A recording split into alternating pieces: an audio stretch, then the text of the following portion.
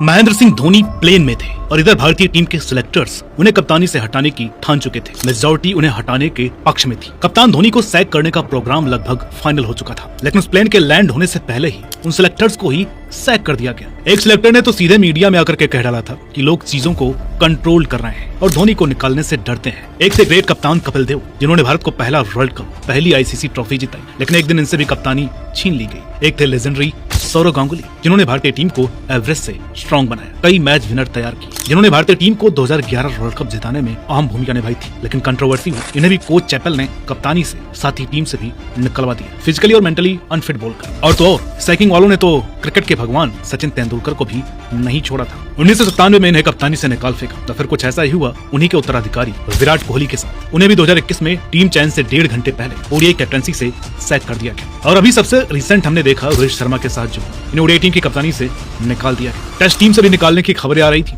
और शायद इसी के चलते उन्होंने रिटायरमेंट ही ले लिया। सालों से सैकिंग का नंगा नाच भारतीय टीम पर एक दाग की तरह लगा हुआ है, जो कि समय के साथ और भी डार्क होता चला गया, जिसमें विलेन थे सिलेक्टर्स। लेकिन एक कप्तान ऐसा भी था जिसने सिलेक्टर्स को ही सैक करवा दिया बिना किसी डाउट के। भारतीय क्रिकेट के सबसे पावरफुल कप्तान, जिन्होंने हमें तीनों आईसीसी ट्रॉफी जिताई, लेकिन अगर उस दिन इन्हें सैक कर दिया जाता तो शायद 2013 की चैंपियंस ट्रॉफी भारत न जीत पाता। क्या था सारा मसला, और आखिर क्यों माही को हटाने को बेताब थे सिलेक्टर्स, और कैसे उन्हीं की चाल उन पर उल्टी हो गई, जानेंगे आज के इस वीडियो में, जिसकी डिमांड आप लोगों ने काफी जोर शोर से की थी। तो लीजिए आज पेश है धोनी वर्सेस सिलेक्टर्स का ये बेहद ही थ्रिलिंग एपिसोड। भारतीय क्रिकेट इतिहास का एक ऐसा वाकया जो ना तो पहले कभी हुआ था और ना ही आगे शायद कभी कोई कप्तान कर पाएगा। तो आपको लेकर के चलते हैं भारतीय क्रिकेट के उस नाइटमेयर दौर में जब 2011 वर्ल्ड कप के तुरंत बाद भारत इंग्लैंड से और फिर ऑस्ट्रेलिया से उसी के घर में टेस्ट श्रृंखला 4-0 से हार गए। इस खराब प्रदर्शन के बाद चारों तरफ धोनी की कीपिंग से लेकर उनकी बैटिंग की खूब आलोचना की गई। कोई भी उनसे खुश नहीं था। तभी उस वक्त के चीफ सिलेक्टर महेंद्र अमरनाथ की अगुवाई वाली एक चयन समिति ने धोनी को सैक करने का फुल प्रूफ प्लान बना लिया था। एक युवा खिलाड़ी के साथ कप्तान के रूप में बदलने का फैसला किया और सर्वसम्मति से 5 मेंबर धोनी को हटाने को राजी हो गए थे। पहले खबरें आई कि सिलेक्टर्स धोनी को टेस्ट क्रिकेट से हटाना चाहते, क्योंकि व्हाइट बॉल क्रिकेट में तो धोनी अच्छा ही कर रहे थे। लेकिन कमेटी इस निष्कर्ष पर पहुंची कि आने वाली त्रिकोणीय श्रृंखला कॉमनवेल्थ बैंक सीरीज के लिए 17 प्लेयर्स का स्क्वाड सिलेक्ट किया जाए। कुछ सूत्रों की माने तो कप्तान के तौर पर सिलेक्टर्स की पहली पसंद थे वीरेंद्र सहवाग या विराट कोहली। अमूमन देखा जाता है कि अगर किसी सिलेक्शन कमेटी ने टीम में कप्तान को हटाने का मन बना लिया तो कोई दूसरी ताकत फिर उस कप्तान को बचा नहीं पाती, जैसे भी रोहित के केस में हमने देखा। अगरकर और गंभीर ने इस सैकिंग कांड को अंजाम दिया। धोनी के खिलाफ तो वैसे भी सब कुछ जा रहा था, जानते हैं क्यों? सिर्फ एक सीरीज की वजह से नहीं, बल्कि पिछले 3 साल के कलेश के चलते, क्योंकि इससे पहले भी धोनी ने सिलेक्टर्स पर मानो बॉम्ब गिरा दिया था। ऐसे इनके केस में माहौल पूरी तरीके से नेगेटिव नहीं था। महेंद्र सिंह धोनी जो अपने पिछले 11 ओवरसीज टेस्ट में 9 बार हारे, 0 जीत, बल्ले से भी सिर्फ 27 के औसत से ही रन बन रहे थे। इंग्लैंड में एक भी व्हाइट बॉल गेम नहीं जीता और 2011 वर्ल्ड कप से पहले बेशक 2008 में ऑस्ट्रेलिया की सरजमी पर उन्हीं को फाइनल हरा करके आया था, लेकिन 2009 की चैंपियंस ट्रॉफी और back to back T20 world cup में बेड़ा गर्क भी हुआ था, जिसके तुरंत बाद उस कप्तान ने 2010 में तो एक फैन को ट्वीट करके सिलेक्टर्स की लंका लगा दी थी। एक फैन ने ट्वीट किया था कि एक बच्चा भी जानता है कि T20 में वीरेंद्र सहवाग के रिप्लेसमेंट मुरली विजय नहीं होंगे, रॉबिन थप्पा की जगह बनती थी साफ साफ। तो आप क्रिस श्रीकांत जो उसमें सिलेक्टर थे, उनकी हर बात पर राजी कैसे हो सकते हैं? तब धोनी ने जवाब दिया था, क्या यह है my views in selections, not a say, hope you understand the difference. इस कमेंट के बाद से तो वैसे ही इनके रेपुटेशन पर कई सवालिया निशान उठे, दबा करके कंट्रोवर्सी हुई, लोगों ने काफी टिप्पणियां की थी इस वक्त। किसी ने तो ये भी कह डाला था कि अगर आपकी चॉइस की टीम नहीं चुनी जाती तो आप कप्तानी रहने ही दें।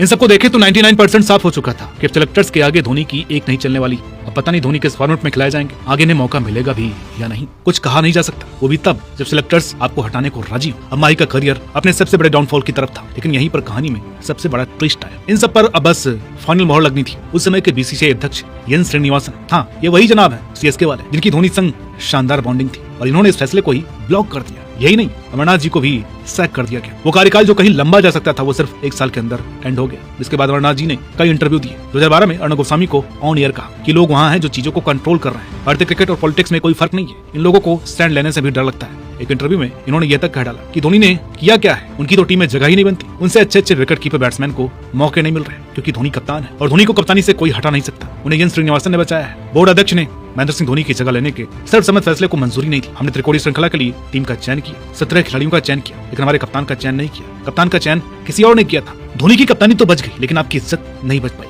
और बच्चा कुचा दिवालिया भी निकलवा दिया। हम ट्राई सीरीज के फाइनल तक भी नहीं पहुंच पाए। ये वही सीरीज थी जब धोनी ने साफ कह दिया था कि टॉप 3 स्लो फील्डर्स हैं, यानी कि सचिन तेंदुलकर, वीरेंद्र सहवाग और गौतम गंभीर को एक साथ प्लेइंग 11 में नहीं खिलाया जा सकता, क्योंकि मैं रोहित शर्मा को सबसे ज्यादा मौके देना चाहता हूँ टीम में। इसके बाद मीडिया में इनकी रोटेशन पॉलिसी पर बवाल हो गया था और बार बार ये सवाल हुआ कि आप उस रोहित शर्मा को जो समय अपने करियर के सबसे खराब दौर से गुजर रहे थे, बिलो एवरेज परफॉर्मेंस उन्हें एस्टैब्लिश करने के लिए सुपरस्टार्स के साथ खिलवाड़ करेंगे। फिर घर में इंग्लैंड से टेस्ट सीरीज हार गए, हालांकि ओडीआई जीते मगर एशिया कप और T20 वर्ल्ड कप के नॉकआउट में भी क्वालिफाई नहीं कर पाए। जरा सोचिए कितना टॉक्सिक ट्रोलिंग रहा होगा उस वक्त। लेकिन अगले साल ऑस्ट्रेलिया से ताबड़तोड़ बदला भी लिया, उन्हें घर में 4-0 से हराकर, जिस सीरीज में धोनी का दोहरा शतक भी आया, 224 रनों की आइकॉनिक पारी और वन साइडेड डोमिनेंस, जिसके तुरंत बाद श्रीनिवासन जी ने भी साफ बता दिया था कि मैंने वीटो लगाकर धोनी की कप्तानी बचाई, अपनी पूरी ताकत लगा दी थी, क्योंकि सिलेक्टर्स उन्हें न सिर्फ टेस्ट क्रिकेट से ड्रॉप करना चाहते थे बल्कि ओडीआई कप्तानी से भी निकालना चाहते थे बिना अगला कप्तान सोचे। वैसे तो मैं टीम सिलेक्शन में कभी दखल नहीं देता, पर क्योंकि ऐसा रूल है और इस पर मेरा अप्रूवल लगना था, इसलिए मैंने ऐसा किया। उनकी बैकिंग खूब रंग लाई और हम 2013 की चैंपियंस ट्रॉफी भी जीते। इसके बाद माही तीनों आईसीसी ट्रॉफी जीतने वाले पहले कप्तान भी बने। यही नहीं, भारत 2014 T20 वर्ल्ड कप के फाइनल में, 2015 और 2016 के वर्ल्ड कप सेमीफाइनल में भी खेला। जरा सोचिए अगर कहीं श्रीनिवासन की जगह कोई और होता तो आज भारतीय क्रिकेट का इतिहास कुछ और ही होता। अच्छा, एक बात यहाँ और भी है, महेंद्र अमरनाथ के सैक होने का मतलब लोगों ने ये भी निकाला कि धोनी किसी दूसरे को आगे आने ही नहीं देना चाहते थे, अकेले भारतीय टीम अपनी मोनोपोली स्थापित करना चाहते हैं। लेकिन मुद्दा कभी भी राज करने का या किसी को नीचा दिखाने का नहीं था, बल्कि उन दिनों 2012 में धोनी को काफी उकसाया भी जाता था। प्रेस कॉन्फ्रेंस में उनसे साफ साफ कप्तानी छोड़ने को भी कहा गया, तो माही ने एक बात साफ कह डाली थी कि कप्तानी कभी भी ऐसे नहीं छोड़ी जाती, बल्कि तब तक नहीं जब तक अगले वर्ल्ड कप के लिए दूसरा कप्तान तैयार न हो जाए। और उसके पास 2-3 साल का समय ना, सवाल उठते गए, खराब समय चलता रहा, लेकिन धोनी इतने क्लेश के बीच कंट्रोवर्सी के बावजूद कभी आईपीएल जीतते रहे, कभी आईसीसी ट्रॉफी, और करते करते 2014 की बॉर्डर गावस्कर ट्रॉफी हम ऑस्ट्रेलिया जाकर फिर हार गए और माही के टेस्ट करियर का अंत हो गया। वो कप्तानी जिसे दोनों हाथों से स्वीकार किया विराट कोहली ने और अपनी जीजान से भी ज्यादा प्यार किया टेस्ट क्रिकेट को, बुलंदियों पर ले गए हम इस फॉर्मेट में। जो कमियां धोनी के दौर में रह गई थी, विराट कोहली ने उसे दूर कर दिया और व्हाइट बॉल क्रिकेट में विराट को एक गजब ट्रैक से इत्मीनान से ग्रूम किया गया। और एक दिन 2017 में धोनी ने अनाउंस कर दिया कि वो कप्तानी नहीं करेंगे, एक कदम पीछे लिया और विराट के अंडर बड़े आराम से अगले 2 साल खेले। क्रिकेट इतिहास का सबसे स्मूथ वो कैप्टेंसी ट्रांजिशन हुआ, जिसमें कोई कंट्रोवर्सी, कोई दिक्कत नहीं हुई। जो कुछ भी हुआ बस शांत जल की तरह फ्लो में चलता गया। विराट ने भी उन्हीं के पद चिन्हों को फॉलो करते हुए अपना अध्याय लिखा। अब इन सबसे अपने आप को एक सीख तो मिलती है कि सवाल सब पर उठाए जाते हैं, दिक्कतें हर किसी की जिंदगी में, हर कप्तान के आरा में आई है, लेकिन सिकंदर वही है जो कभी दुनिया से हारा नहीं, बल्कि आईसीसी ट्रॉफी जीतकर सबकी बोलती बंद कर दी। जैसे 2013 चैंपियंस ट्रॉफी जीतकर धोनी ने कहा था, I am not here to prove how good I am, for me winning the games is important. तो दोस्तों, आपको क्या लगता है, क्या उस वक्त धोनी को कप्तानी से बचाना एक सही फैसला था या फिर उन्हें कप्तानी से हटाना चाहिए था?